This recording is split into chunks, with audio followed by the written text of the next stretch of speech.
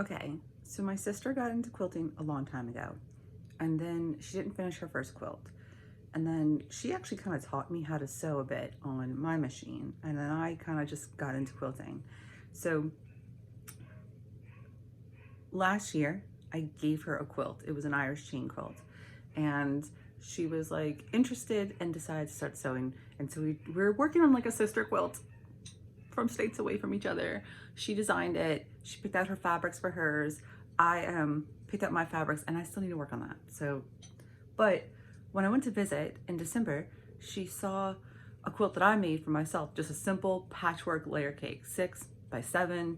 It's from Picturesque, and I think it's Art Gallery Fabrics. I can tell you for sure. But anyway, she saw it. She was like, "That's the quilt I want to make. I want to make that quilt." So I was like, "Cool." I jumped online. I actually found the layer cake, which is crazy, and then I ordered it, got it. I thought I had more of the exact same flannel, but I do not have enough to do a throw quilt. So I have a different flannel I'm gonna send her that's very similar, and I have the binding. So what I'm gonna do is make her a simple, basic quilt kit. So let's do that. Okay, one of the ways that I source backing fabric is sheet sets. So this is a flannel sheet set. I love flannel on my quilts. They're so cuddly. And this is a queen size flannel sheet set. I am going to take it out, take the fitted sheet, and I'm going to cut off you'll see, I'm cutting off the elastic so that we can get a nice throw size out of the flat part of it. Let's see, the first thing I do when I get sheet sets for the backing material is, first of all, I try to get them in sizes of beds that we have in the house. So I have a king size bed. The girls both have twin sizes. They used to have full and they downsized. But anyway, so I try to stick to those two sizes. Every once in a while, if a queen size is on good sale, I'll grab it. The reason I do that is because I have, like, we use the bottom sheet, the fitted sheet, and then I have the other sheet for backing. Great. But in a situation like this, where this is a queen size and I don't have a queen size mattress, I actually wanted this to harvest the fitted sheet. I'm going to go through and just cut that. Originally, I would pick that, but that takes way too long and you actually don't need this. So I'm just gonna cut that off. Cut off the seams, like I don't know if I can find one real quick. Obviously, you know what I'm talking about. But like the corner seams, I just cut them out. Right here, this is one right there. And then I lay it out and I take a measurement of how much we have between the two sides and how tall it is. And then you can just kind of use it. So this should be more than enough for the full-size quilt that my sister's quilt kit is going to require. So, but the first thing I do, which I went off on a tangent, but I take the pillowcases, which I'm looking for now, here they are, and I wash and dry them so that I can get a good feel for how this fabric is going to hold up on the back of the quilt. And there are two. So I'm gonna wash one in cold and tumble dry it on low. And I'm gonna wash one in hot and tumble dry it, and just dry it like normal, because I like my quilts to be able to just be used and abused. Wash them. They get yucky from a child or an animal or you eating cookies and ice cream in bed. I don't care. Stick it in the washer, hot water.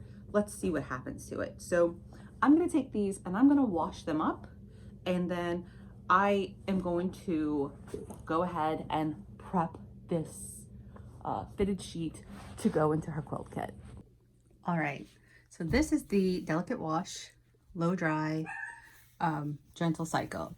It is still a little stiff. It's not as soft, but it held up well. It did not pile. There's it looks really good. But on the hot wash, high temp, there is a little bit of texture to it. It's not really full on piling, or pilling, but it is a little, but it's so soft. It fluffed up so well. Like it's thicker feeling and very, very soft. So I feel like this is one where my sister can decide if she wants to be able to wash it.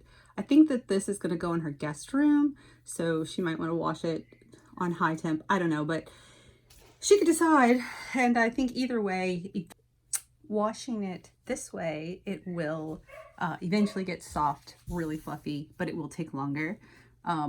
But washing it this way, it'll happen immediately. She'll get more of a crinkle, and for me, that's an easy trade-off. I don't mind this because I would rather the soft bit of, you know, fluffy quilt.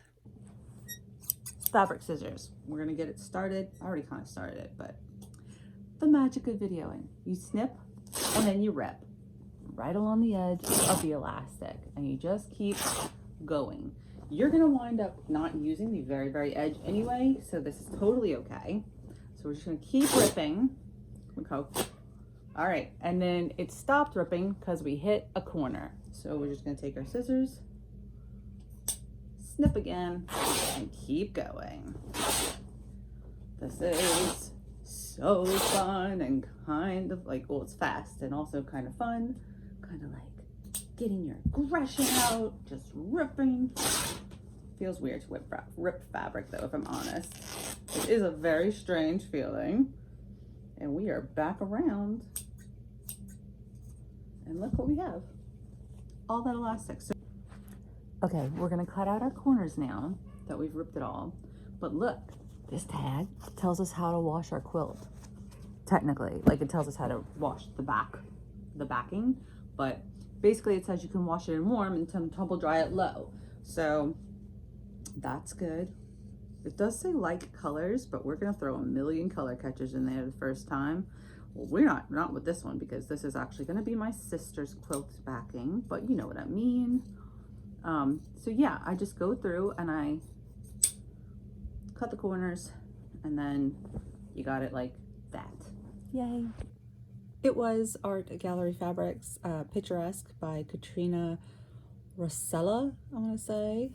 I'm probably saying that wrong, but there you go. This is a beautiful collection, and it's many years old because I had it for a little while, I think, before I made my quilt in 2020 for it. So it's at least 4 or 5 years old. I think it might have come out the year before. I'm not positive. But anyway, so this is the fat quarter that she's gonna make her quilt out of. It was interesting though, because I literally opened one of these up and like I flipped through it to make sure that it had the same, because she was like, I want to lay it out exactly the same. So I flipped through, and it's so interesting. It's the fabrics faded. They faded beautifully and they faded evenly, but it's so wild how vibrant this is compared to my quilt. And I remember it being like this. I guess I didn't until I saw the brand new fabric, but anyway, it's beautiful. And then I have this grab and go 20-yard batting, and this is from Joann. And it was on an incredible sale at Christmas time. It was on like a really good sale. And one of my 2025 goals is to not buy anything for quilting unless I need it to finish a project, and that project has to be ready for whatever I'm buying. So if I see the perfect backing for a quilt, I can't buy it until I have the top made and I'm ready to back it, right? And I'm really just trying to shop from my stash. I have a lot of cool fabrics. I have a lot of projects I want to get done. But when I got my Christmas money from my mother-in-law, I bought myself some binding material because I needed more binding. And I bought myself some, like this giant thing of batting so that I could just roll through quilt tops, right? And quilted projects. So I'm actually going to cut my sister a twin size batting from this so that I can send her the backing, the batting, the layer cake, and the binding. So she will have her quilt kit. I have it laid out. This is 60 inches long, this little tape measure. So I have a couple of extra inches over there. Didn't mean to swing the camera like that, sorry. And I have a couple of extras here. I'm just gonna cut it. So this is gonna be 90 by about 68 inches. She'll be able to lay it out and get a twin size or I mean a throw size quilt out of it. The binding is this tan corduroy, and so she now has the complete quilt kit. The final step is going to be, I took a nice picture of the quilt and I'm going to print it. But my printer at home sucks, so she's gonna get a high quality like CVS photo of it. And I'm gonna print that right before I put it all in a box and ship it off. It's always fun to share quilting with somebody else who's interested, and it's also like, that's the first time I've kind of put together a quilt kit, and it's kind of fun as well. It's nice to share your bits and pieces with somebody else, and I can't wait to see the quilt she makes with it.